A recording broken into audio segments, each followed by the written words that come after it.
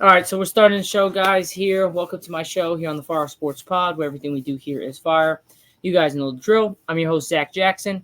So let's get right to the show. Like I said, we have two segments we're going to be going over, and maybe a third. Actually, we're going to start out with the Yankees. And what are my thoughts on just the Yankees after their loss from last night, as well as how I think the Mets will be doing from the next half of the season. All-Star break, MLB All-Star break is this week. Games start back up on Friday. So, just in general, the grand scheme of things, the Yankees, they need some work. Definitely need some work. They need to see about a closer. Clay Holmes is not the answer for our closer needs because this guy just cannot produce at a high level consistently enough. And it's sad because Clay Holmes is a good talent, which is crazy. But the point of the matter is he just can't come to play when it matters the most.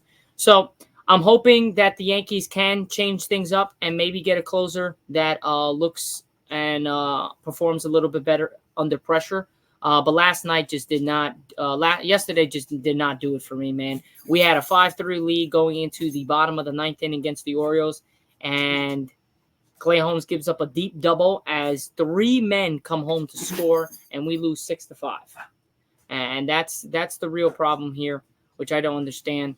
Is that we could play great. Our offense did what we were supposed to do. Carlos Rodon had a pretty good outing, and then just Clay Holmes does Clay Holmes things. He just gives up. He gives up big hits that, as a closer, you're not supposed to give up. So I'm hoping that the Yankees make a move to try to get a closer at the deadline as well as in the offseason because we definitely need a better closer. He is not the answer. I know Loizica is still injured. I know we still got a bunch of guys still on the injured list, but man, Clay Holmes was supposed to be our guy. He is definitely not the answer. Ever since that couple years ago when he had that crazy run and amazing start, and then the back half of the end and in the playoffs, he was just terrible. He has not been able to recover from that. He's been consistent at some times, but then inconsistent at other times. I just can't keep watching it. Clay Holmes is just pisses me off every time he goes because every time you watch a Yankees game, no matter what team it is, he's up. He gets the first two guys out like this, and then he gives up like three different hits, three different people on base. It's bases loaded with two outs, bases loaded with one out, two men on base with no outs. There's all these different problems. So I think that if the Yankees do get another closer, we'll be in much better shape coming out of the All-Star break. Coming out of the trade deadline as well as the next season will be much better. But the fact of the matter is the Yankees just can't get that answer that they really need. We are second right now in the American League East.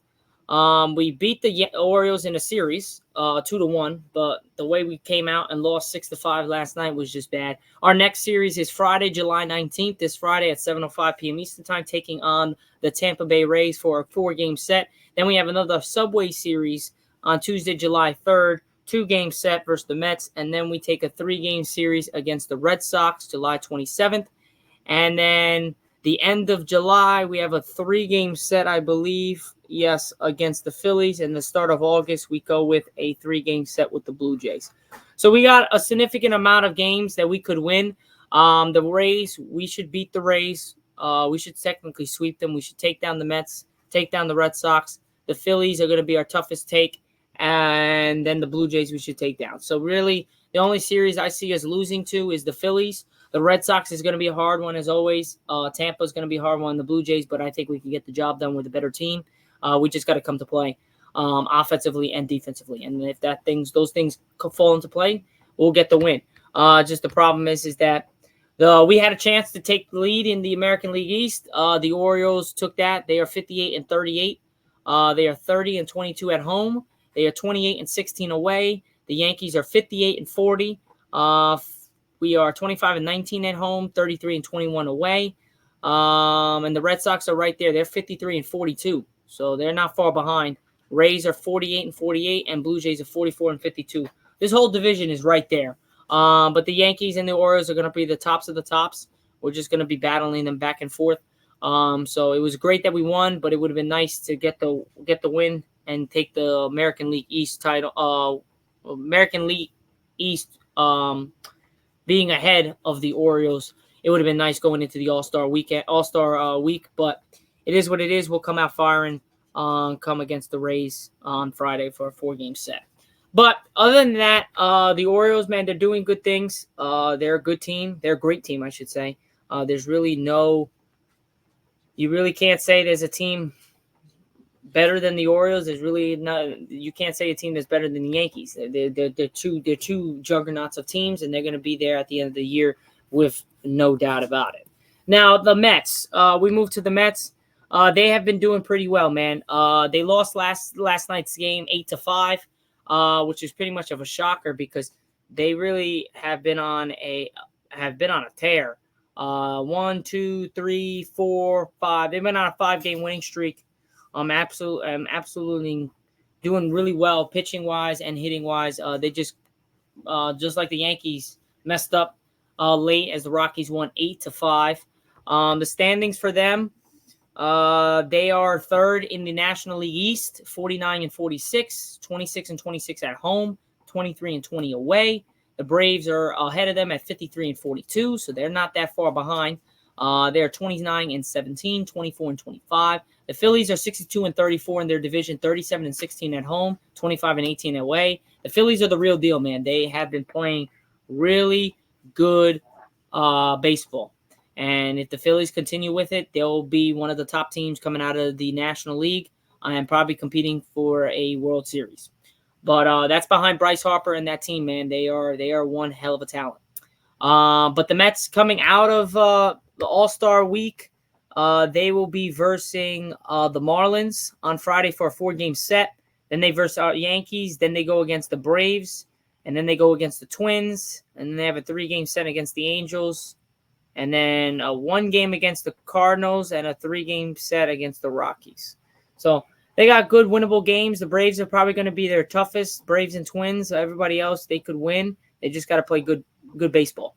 And they have been presumably so far. And they were trying to get 50-45. I had both the Yankees and the Mets winning last night. They both lost, so that wasn't really the best thing. But the Mets are right there, man. They're not far behind. The Yankees are a juggernaut. They're going to be there at the end of the season, and we're still not fully healthy. Just wait until we're actually fully healthy, and man, we're going to be definitely a team that you better watch out for. Lamar is the GOAT. Are you playing College Football 25? So no, I am still streaming Madden and everything like that. I'm going to be trying to get College Football 25 sooner rather than later, maybe before the end of the summer. But definitely right now, I'm just going to keep playing Madden and doing my stuff. But College Football 25 looks fantastic. Can't wait to play it. I've been waiting for a college football game. I remember the first college football game I played when I was little. And ever since then, I've been waiting for a college football game. I hope they just keep on doing this like Madden does every year for the foreseeable future, because it's going to bring in a lot more people. I mean, everybody that was streaming Madden is now streaming College Football 25. So it's crazy how everything like switched up like that. But hey, it's for good reason. That game is great. It's a one-of-a-kind game. It's a first time for everything. It's been a while since we had a college football game.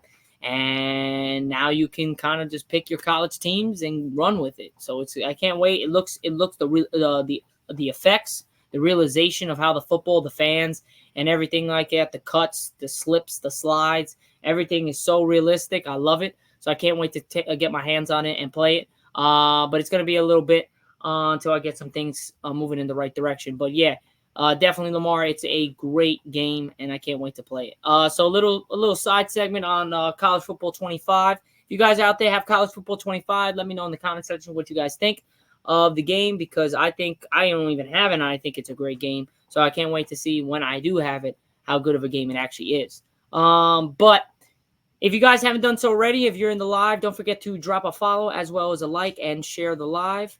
Again, we just went over the Yankees and the Mets.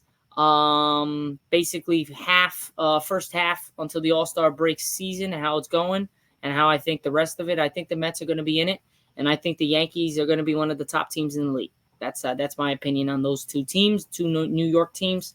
So that's my opinion with those. What's your guys' opinion? You think the Mets have a shot to make a push to the playoffs? And you think the Yankees stay consistent and keep doing some good things, as well as keep on winning, because they have been in a little bit of a slump. But that's pretty much it, guys. Now we will be moving on to our last two segments, which would be two stories. Just going over what happened earlier today. Despite the exhibition game from Team USA against Australia, there's a lot of flaws with the team and some lineup changes that they definitely have to get right. Anthony Davis is one of them. I know Steve Kerr is kind of just like going with the flow of things, not really pushing it too much, trying to get Joel Embiid in the action. But definitely, man, Anthony Davis has to start for Team USA. He is dominating every team that he plays against on the defensive end and the offensive end. But let's just start it.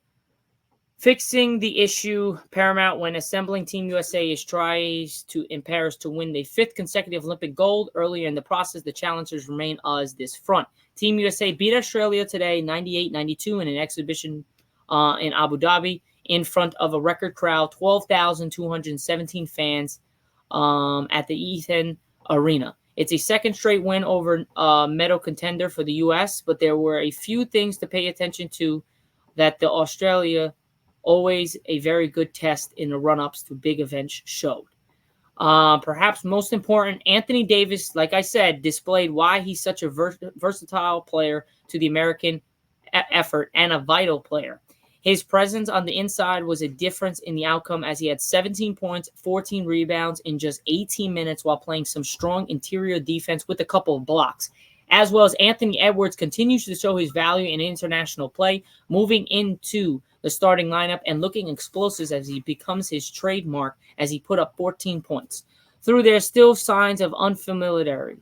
Team USA works in practice on smoothing out in its offense and finding early signs of rhythm did show.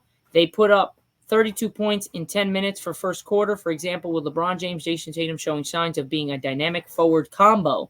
Just imagine, man, if Jason Tatum got drafted to the Lakers and Jason Tatum would still be with the Lakers and LeBron would have came over there, that would have been a crazy duo, LeBron and Jason Tatum. Damn, that would have been something. But the Lakers picked, I believe it was Brandon Ingram, Alonzo Ball, some of the team that they picked. That's why I didn't get him. I think we made big improvement on both ends of the floor. Quoted by Davis, said, "You got 12 guys on the team who are elite players, the best guys on their team. So it gets tough when you're trying to play with each other and trying to figure out it all out. You're trying to make the right reads, and making the right pass might be hard because of the fact of the matter is you have so many big-time players on one court, on one team. It's so hard to dink and dunk and get people in the flow because they're not used to it. They really barely anybody has played on the same team, all of them. So definitely got to take that into account. Using aggressive drives, interior passes, offensive rebounds, and misdirections, the Australians racked up an astounding 68 points in the paint. That would be a concerning number in a 48-minute NBA game. In a 40-minute FIBA-style game, it's a flashing red light. We gave up a ton of points at the basket, back cuts, offensive boards, and so the game shifted, and it's a good lesson for us. Team USA coach Steve Kerr also said, "Better to learn that lesson now than later, and this will be a good tape for us to watch." Most definitely. I watched a couple of the highlights. There was definitely Australia gave them some problems, like they said, backdoor, and it's just the lack of effort on the defense and offensive rebounding was an apparent for USA. They need to get better with that. But other than that, also watching another game that was going nuts was watching Serbia national team, including current NBA most valuable player Nikola Jokic, who took the game from the stands and stunning fans as he walked through the concourse. Serbia will play Team USA in a friendly on Wednesday and open the Olympic play against them on July 28th. He saw Australia get within 5 points in 5 minutes left and twice cut it to 4 points in the final minute. Team USA held them off thanks to a clutch three-pointer by Tyrese Halliburton and 4 free throws from Devin Booker. So the guys that come off the bench, Tyrese and Devin Booker, saved USA today by taking down Australia. Team USA did look better overall on offense than its win over Canada last week in Las Vegas. It made 12 three-pointers, and the team's ball-moving organization were improved, but the Americans still turned the ball over 18 times. That's a lot of turnovers, way above the acceptable number. Booker had 15 points to lead Team USA offense. So you just look at that. Team USA, Devin Booker's doing some things on the basketball court. Australia was led by points of Jock Landale by 20 points, most of them on the baskets in the paint. We can't get comfortable. I think the third quarter we came out and got super comfortable, took our foot off the gas. Edwards said, I think the second group shares the ball a lot more than the first group as far as us and myself. So we got to do a better job of getting each other involved. I definitely agree with Anthony Edwards on that. The first group has got Steph Curry, LeBron James, Anthony Edwards, Joel Embiid, and I believe Jason Tatum. And they all can score by themselves. So a lot of non-ball movement, and it's weird, but a lot of people, they're used to being that guy, and that they do pass, they're passing the ball, not getting passed to.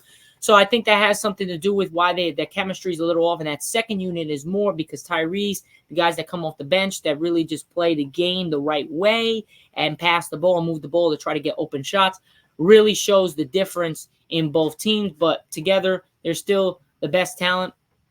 And I still think that they're arguably the best USA combined team ever assembled. That, to be honest, I think that's pretty much it. They didn't call them the Avengers for nothing. I think this is the Avengers of Team USA.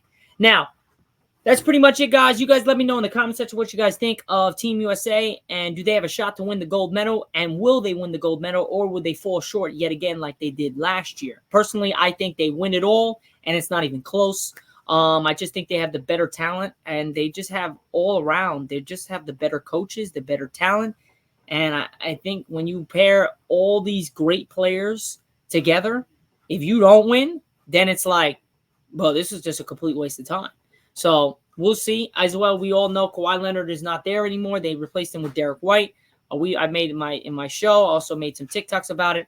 Did not like the move. I mean, I like the move. I respected Derek White. He had a great season. He deserves to be there. But over Jaylen Brown, Finals MVP, Eastern Conference Finals MVP, there's no way. Jaylen Brown definitely deserved it there. A lot of people said he deserved it over Jason Tatum. I think both of them deserve to be there. But Derek White, not. You got Drew Holiday, you got Jason Tatum, and you got Derek White. Where the hell is Jaylen Brown? At least replace one of them with Jaylen Brown. That's my take on that. What's yours? We are currently 17 minutes and 30 seconds into our show here on Recap Monday on Season 4, Episode number 11. We are going to be moving on to our last and final segment here on the Fire Sports Pod.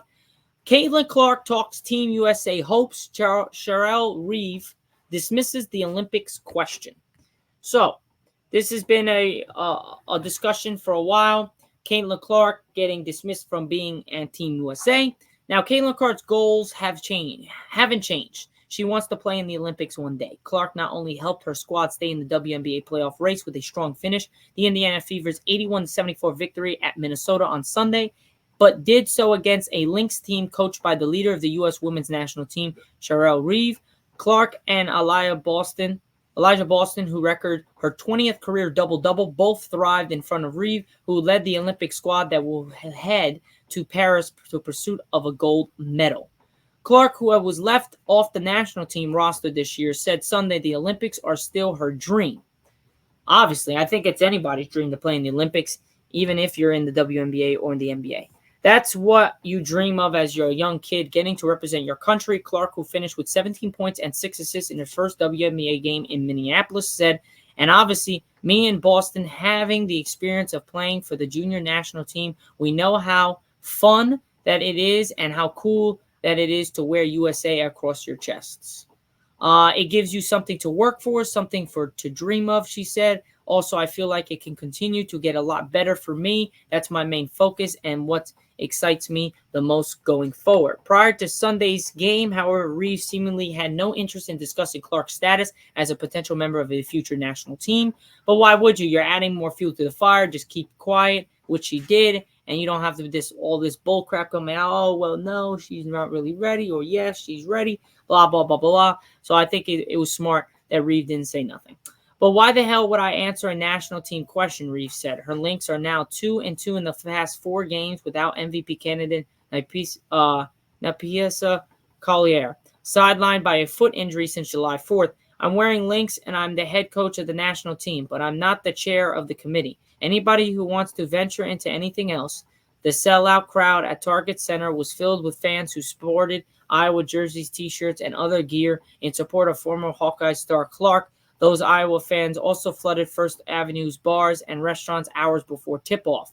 Asked before the game of the potential for a pro-Fever crowd, Reeve joked, "I don't give two shits," with a laugh before following up, "Not even one shit," when prompted by the reporter. When the Fever sealed the win late, the building erupted, having the Target Center sound like an opposing team arena for the Lynx all afternoon. That's crazy how one player goes to a completely different arena and just shuts down the whole gym and makes it like a away game for the Lynx, and that's their house. That's absolutely absurd those things happen. But she's a great player. She's going to go down as one of the best college basketball players as well as WNBA players to ever play. No, hands down. She's already doing things that no women's college basketball player has really done. So, and WNBA player. So she's up there, man. She's going to go down as one of the best. I can't wait to see how her career pans out. But Caitlin Clark is the real deal. Now, down by 7 points entering the fourth quarter, Clark helped the Fever out, orchestrate a 14-5 run that really changed the game in Indiana's favor. She had 10 points and 2 assists in that fourth quarter. Clark made some good and bad history in Minneapolis, where she said she had found memories of taking trips with her dad to elementary school to see the Lynx play. With 6 turnovers Sunday, Clark now has 139 turnovers this season. That is not a stat you want. The most by a player in a single season in WNBA history. That is not a history-breaking stat you want on your resume. But still, most by a player in single WNBA history, according to ESPN Stats and Information Research. But she also passed Sue Bird for number 2 in assists by an WNBA rookie with 194. Boston said that Fever, now 7th in the WNBA's playoff seedings after going 4-2 in the last 6 games, have found their chemistry in the right moment. Like Clark, Boston also has hopes to make USA Women's National Team one day. That's a definite goal of mine, Boston said. People dream of being an Olympian. That's one of mine. Khaleesi Reeve is the head coach, and for me, I'll just continue to work hard and do what I need to get on that team. So, in the grand scheme of things, ladies and gentlemen, you have 2 big names in the WNBA world, Boston and Clark, and we'll see if things come about. But I do think that both deserve it. Both will get there one day. Clark, I think, should have got there this year as being drafted this year and being that top talent coming out of college as now in the WNBA. I think she deserved it. Did I think the veterans probably deserved it a little bit more? Yeah. But for the revenue, the ticket sales, the coverage, the media, all that would have been nuts in Paris for the Olympics if she would have made it on that team. It would have been going nuts. So it would have promoted the college basketball. It would have promoted the WNBA. It would have went nuts for women's basketball. But they decided to go another way, and we'll see if that comes to bite them in the ass. But that's another discussion for another day. Other than that, guys, that's pretty much it for my show here on the Fire Sports Pod, where everything we do here is fire. You guys know the drill. I'm your host, Zack Jackson. I will catch you guys probably tomorrow. I might be streaming the NBA All-Star. The MLB All-Star game. If I can get it tonight, if the home run derby, I believe, is tonight, I will stream it if I could get home in time. If not, I'll see you guys tomorrow on my live going over the MLB All-Star game. But I'll double check on when the home run derby is going to be taking place. But other than that, guys, have a great rest of your day, and I will see you guys on Wednesday for Season 4, Episode number 12. Catch you guys then. Have a great rest of your day. Peace.